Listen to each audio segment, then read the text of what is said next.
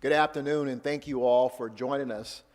I want to begin by acknowledging the terrible milestone our country reached this week, the over 500,000 now fellow Americans who have lost their lives to this virus, including 511 of our neighbors here in Denver. This pandemic has taken a terrible toll on the lives and livelihoods of so many over the last year, and we will never forget what our community, state, and country have lost, because it should be on our minds as we prepare to move from rescue to recovery. Every day, we get a little more news that should give us all hope that the end is in sight. The Biden administration is making more vaccines available every week. We should have news soon on the emergency authorization of the Johnson & Johnson vaccine, which is a one-dose vaccine and will greatly increase the number of vaccines available to go into the arms of those who need it right now. I'm also going to keep advocating for more direct allocation of these vaccines to Denver and other cities, whatever we can do to get needles in the arms of Denver residents sooner and improve equity. Here, we're going to continue to advocate for that. And for some cautiously optimistic good news here in Denver, our numbers are in a much more manageable place today. And if we keep on this course and people keep doing what we're doing to keep themselves and others healthy and safe, we could be in for additional capacity at local businesses very soon. But let me caution, if we let our guard down because we think we're over the hump or because of fatigue, we could easily see those numbers shoot right back up. So if we want to see these numbers continue to go down, wear your mask, don't gather in large groups just yet, and maintain social distancing. We're also at the goal line, so let's do everything we can to protect the ball right now and make positive yardage. That's an important analogy with our football team.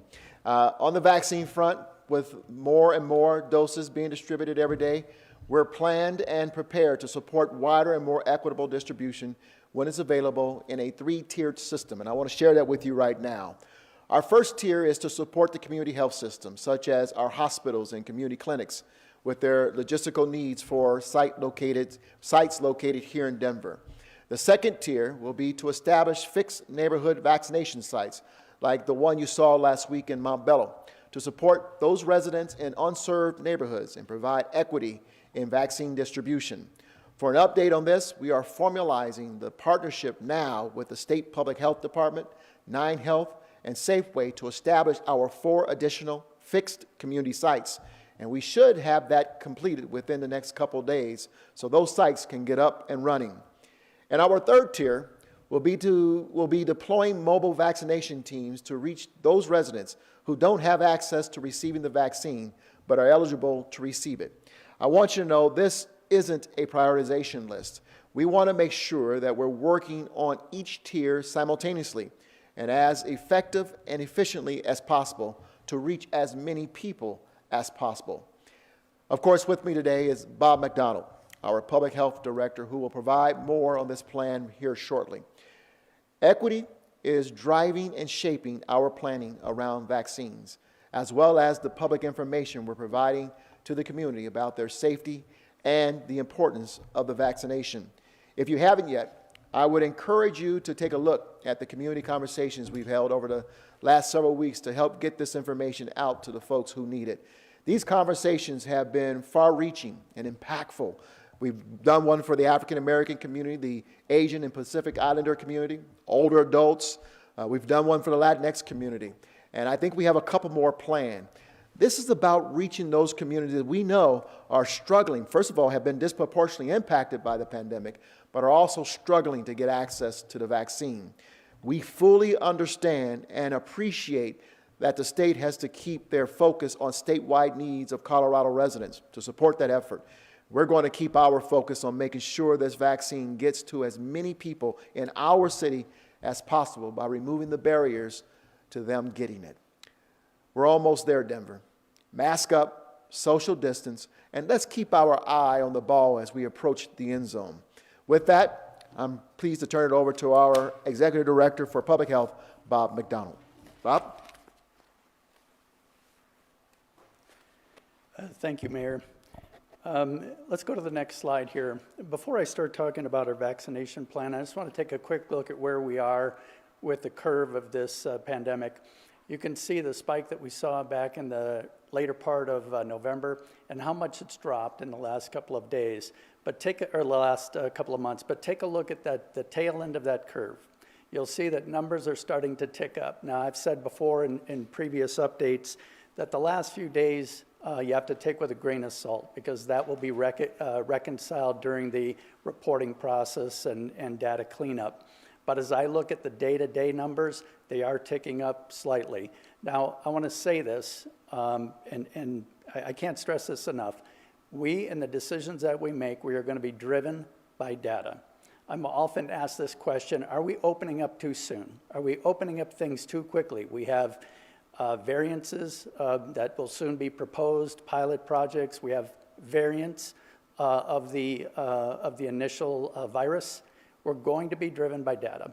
If it was just a matter of keeping case numbers down, that would be easy. Let's keep everything closed, right? Lock everything up, everyone stay at home. But we are battling two pandemics here, the virus and the impacts that we can see from harsh public health measures, right? We know that the more we keep things locked up, the more we put stress on the economy, the more people lose their jobs, they struggle to pay rent, they struggle to buy food, they struggle to pay their mortgage. And then we have more public health problems. So it's a delicate balance, making sure that we keep numbers down, but protect the economy, protect jobs. Next slide, please. So just a couple of reminders. The state tiered system and the allocation is managed by the state. And we can't deviate from that. The mayor's been a strong advocate to get vaccine delivered directly to the city of Denver because we believe we know what's best in terms of how we can allocate that across the city of Denver with the lens of equity. We'll keep advocating for that. The limiting factor right now is access to vaccine. The Emergency Operations Center has been working hard over the last many weeks, working very closely with the Racial Equity Council. A Deputy Chief of Staff under the Mayor, Aaron Brown, has been deployed to the Emergency Operations Center to make sure that every decision that is made at the Emergency Operations Center is done with the lens of equity. Next slide, please. Quick update on where we are with the number of people that have been vaccinated with 1 dose, 2 dose, and both doses. The one that stands out to me the most, I believe, is the orange line there.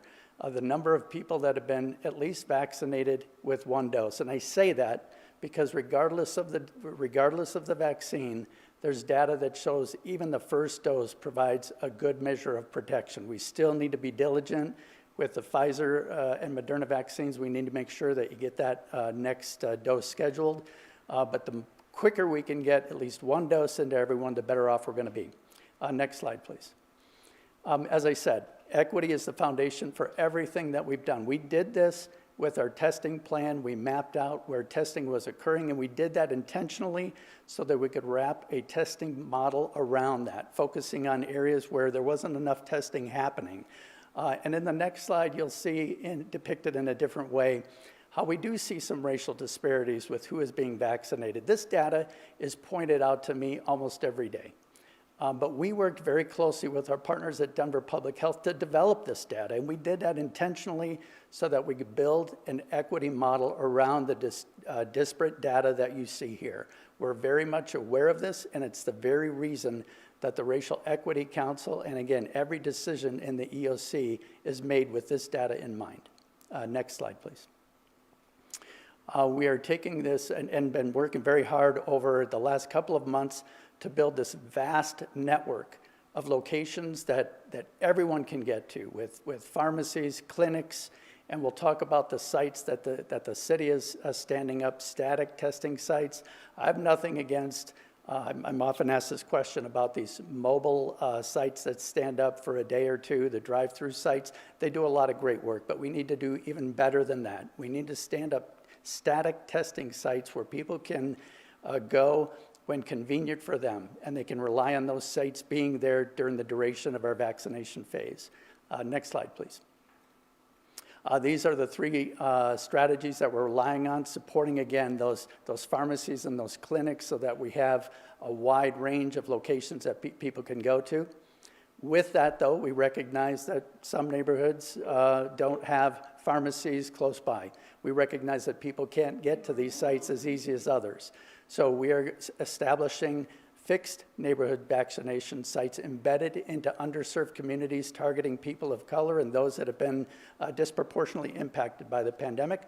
And then we're going to deploy mobile vaccination teams to locations to even add further to our efforts of getting to those that can't reach us, setting up events. Those won't be static events, but we will be prioritizing underserved communities with those mobile teams. And I will say today that we are now looking at a mobile unit that can go still, just like our testing center, go to those that can't get out of their house, those that might be a little bit more immobile. There are some challenges with that, but I'm confident that we're going to be able to pull that off just like we did with our mobile testing unit. Next slide, please. The fixed locations you can see here, the Montbello and Swansea site are already stood up, and the next 4 you can see the projected date for those. The goal with every one of these sites is to make them operational as many days as possible with flexible schedules to make it convenient for, again, our most underserved populations to get to them. And we will continue to communicate as these sites are stood up. We'll push that information out. The other thing I want to focus on is, again, it's not just where these locations are, it's communicating where they are, and then also making that registration process as easy as possible. We know that everybody doesn't have the same tools or the same skill sets in terms of navigating through the registration process. We know it can be complicated. The EOC is working hard to break down those barriers. Next slide, please. We've made some progress here, but we need to do a lot more. As the mayor mentioned, we anticipate getting tens of thousands of more doses, much more than we are now. And the infrastructure, by the time we get those doses, the infrastructure that we've talked about this afternoon will be in place so that we can get the vaccine to everyone and get it to them efficiently and timely. Next slide, please. Until then, we need to stay the course. As I mentioned this before, this will be the last thing that goes when we pull ourselves out of the pandemic. You do not need to wear 2 masks, okay? But you do need to wear the right mask, and we all need to wear it properly. We need to, ideally, you should be wearing a mask with 2 layers, like a surgical mask that I have in my hand here today. I see this, we've all seen this. It pulled down below our nose. Sometimes I see it hanging on someone's ear. That's not going to provide the type of protection measures that we need. So remember to wear the right mask, to wear it properly. It should fit snugly around the nose and the mouth and fit closely around the face. Next slide, please. With that, I'll turn it back over to the mayor for questions. Thanks, Bob. We'll go ahead and go to the system for Q&A. Teresa? Great. So we're going to call on those of you who pre-registered with us first. So thank you very much. We're going to start with Meg at the Denver Post.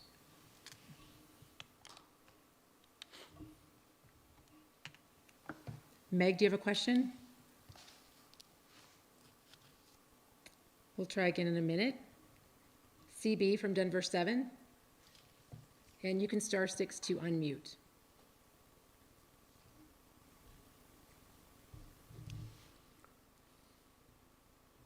Thank you. Go ahead.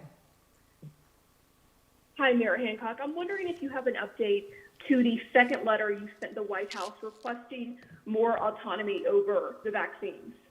Not today. I did get notice that yesterday that the White House has reached out and wants to communicate with me, and so we'll make that happen in short order, and then hopefully after that we'll make sure you get an update. We understand this is a very difficult request, and the White House and the state are trying to do everything they can. Supply is a big issue, as Bob has pointed out, and as you have seen with a lot of the news coming out of the White House. We're optimistic further down the road that we'll have more vaccines and be able to hit more people with the vaccine. But right now, we are really just trying to establish the value of getting to a lot of the underserved community and members of those communities as quickly as possible. Let's go ahead and try Meg again from the Post. Meg, are you there? Allie from 9 News. Remember to star 6 to unmute yourself, please. Okay, I guess yes. Okay. So I'm just curious, is the city looking at allowing fans soon for indoor games? And also, what does that look like for opening day at Coors Field and, of course, Ball Arena as well? I'm sorry, I want to make sure I answer the question as well as I can. Could you repeat the question, please? I heard Coors Field and... Allie, can you try that again? Yeah, sure. I'm curious, is the city looking to allow fans soon for indoor games at Ball Arena? And also, what does that look like for Coors Field? Opening day is coming up. Yeah, great question. All professional sports, the decisions regarding what can open up and how many fans can be in the stands is being made by the state health department, but we are working very closely with them. We know that opening day is coming up. We're going to keep talking with them in collaboration on that decision-making process, but ultimately it'll be up to the state health department to decide that. We'll work closely on implementing that and making sure that there's compliance with whatever suppression plan they put in place. Esteban from Denverite.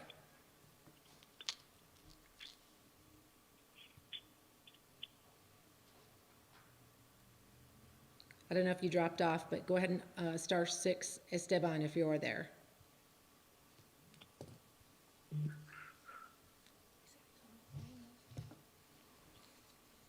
Hi, this is Esteban. Along the same lines, I was hoping if we could get an update on any potential variances for some of the other city arenas, city areas like Red Rocks, library systems, that kind of thing. Mayor, I was curious if you think it's important for these kinds of places to be able to open here soon. Yeah, I'll have Bob come and update you on the variances that have been filed, but absolutely, Esteban, these activities in the life of our city are extremely important. I was just thinking as Bob was answering the question regarding our sports teams. I mean, I have not seen the Nuggets live or on television in literally over a year.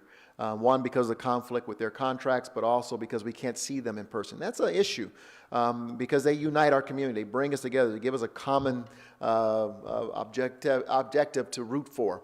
And it's really unfortunate. And obviously, music and the arts play such a critical role in the life of our community, not only economically, but culturally. And the fact that we've not been able to partake is also a major gap in our quality of life in the city. And let me just do a special shout out while I'm thinking about it, to our artists, our performing artists and visual artists in our community. You know, most performing artists, and I'm going to say close to 100% of them, not performed in over a year. My wife being a performing artist, we have watched as many of our friends and close colleagues of hers have, been devastated by this pandemic. And so obviously we want to see our performing artists get back to work as quickly as possible for their own, not only livelihoods, but their own mental health. But Bob, you want to talk about the variances that have been filed? One of the things that we haven't clarified is what phase are we in? We're in the yellow phase right now of the state style system. We thought that the state might move us to the blue phase based on numbers dipping below 100, but they've ticked back up above 100, so back in the blue phase now. So indoor variances can't be approved at this point. We have received some which are being reviewed by the state health department. We've received one from Visit Denver for the convention center and other very, very large venues. We've also received a plan from Red Rocks and other venues. And I want to say this, that I will always support a thoughtful plan, provided case numbers stay down. If variances are approved and when you start to see numbers tick up again, we're going to respond quickly with rescinding those variances, even if done at the local level. But I think it's responsible it's the responsible thing to do, to take a look at those thoughtful plans to see if there's more that we can do, striking the right balance between public health and everything that those venues bring to our community. All right, let's go to Vinny from Bloomberg.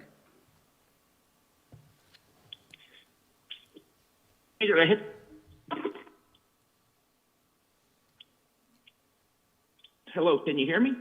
We've got you. Go ahead. Thank you very much.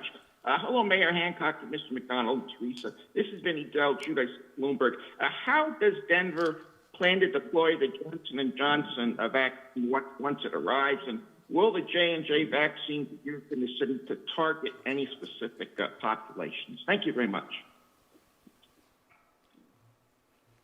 Well, quick answer to the second question is no. You know, we're not going to look at these vaccines and target specific communities. The bottom line here is whatever vaccine is allocated to the city of Denver, we're going to use it responsibly, timely, in a thoughtful way, pushing it out as fast as we can. That's the very reason we want the vaccine to go from the federal government directly to the city of Denver. So in answer, you know, I think the bottom line here is that whatever vaccine we get, we're going to push it out as fast as we can, otherwise it does no good. So, but we're not going to target individuals or certain communities with a particular vaccine. Let me just say that to follow Bob's statement, that we started this rescue phase with the vaccine as this North Star, vaccinations, widespread vaccinations, with the commitment that our goal is to get needles into arms as quickly and as diverse as we possibly can throughout this city. And so Bob's point is right on with regards to that objective. All right, we have John at Axios, and I had to mute a couple folks, so go ahead and star 6 when I call you out. John?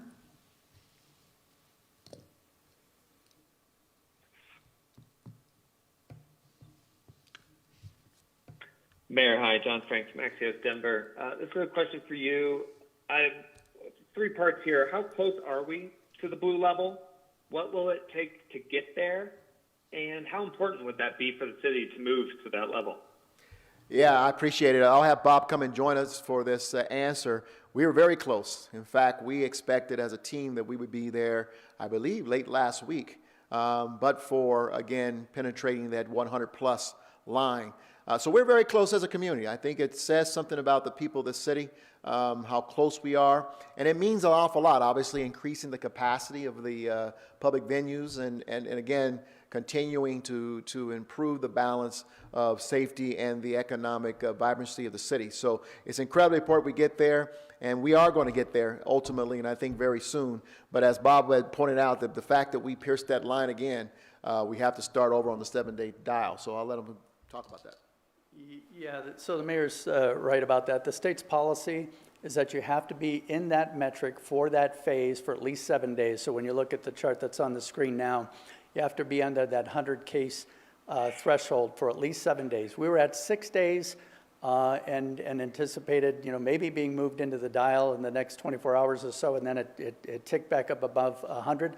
So we will have to it'll have to drop below 100, and we'll have to keep it there for at least 7 days to be considered for the blue phase by the state health department. Thanks, John. All right, that's all I have for folks who had got on the line ahead of time. Anyone else that joined us late? Who is it? Hi, this is Meg. Can I ask my question now? Absolutely, Meg. No, I called on you first. Go ahead. I know, but you couldn't hear me. So go ahead, Meg. We got you now. All right. Okay. All right. So at the beginning, you had mentioned about seeing a bit of an uptick in cases the last couple days, but we're still talking about hopefully going into the blue pretty soon. So are you thinking that's just a blip, or do we kind of have to wait and see if that's anything meaningful? She wanted to know if it was just a blip, Bob, in terms of us piercing that veil again, going back over 100 plus. And let me just reiterate again, Meg, we celebrate city residents and visitors who've done an awful lot to get us into the category, the tier in which we're in today. And of course, the goal is to keep going, and I believe we'll be in the blue soon, as Bob has pointed out, and we'll keep going. The reality is that the bottom line is we control our destiny here, and I think the people recognize that, businesses recognize it, and they're doing everything they can to get us there and to keep us there. Yeah, the only thing I would add to that is that, regardless of what strain of the virus is in our community, and we're seeing very few cases of that right now, but regardless of what the strain is that we're seeing or various strains, this is the most protective thing we can do as individuals. And I can't thank everyone enough. Just the level of compliance that I see at the individual level by a wide range of businesses is really encouraging. That's what gets us under the blue again, and that's what keeps us there. Meg, thank you. Any other journalists on the phone? We can take a couple more questions. Hi. Go ahead. So I noticed that on the list of some of the community vaccination sites, those are rec centers. Any update on when all of the city's rec centers and pools might reopen this spring? Yeah, so we're working very closely with our partners in Parks and Recreation along those lines. It's important to get those rec centers open.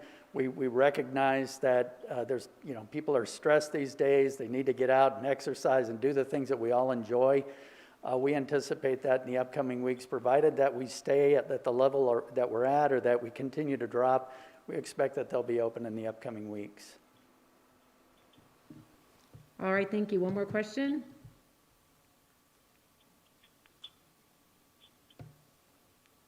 Anybody else?